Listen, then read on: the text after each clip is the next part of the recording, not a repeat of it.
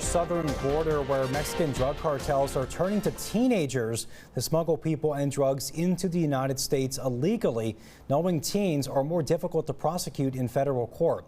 Now, troopers are riding with Border Patrol agents there to make the arrest themselves and prosecute the teens in state courts.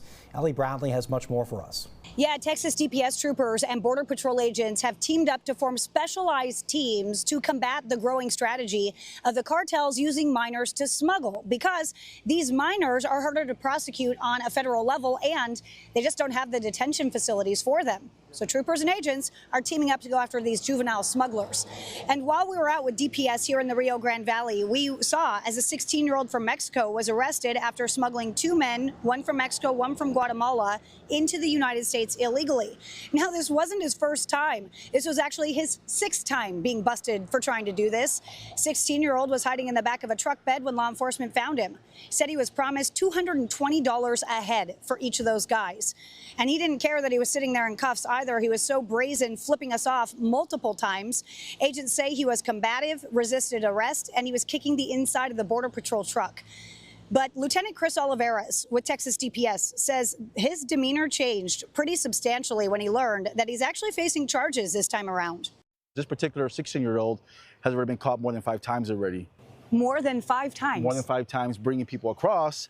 But because, again, there's no prosecution, there's no consequences, they keep doing it. That's why the cartels exploit that and they use that to their advantage. So now that we have state troopers paired up, riding with Border Patrol agents, we can actually take that 16-year-old and charge them with a felony for human smuggling and take them to jail and charge them with a state crime.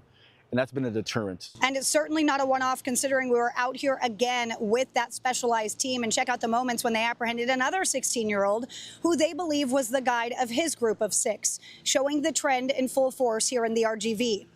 And we were also there as they tracked this guy who was laid up trying to evade law enforcement, but no such luck. 4 in that group were apprehended, 2 went back to Mexico.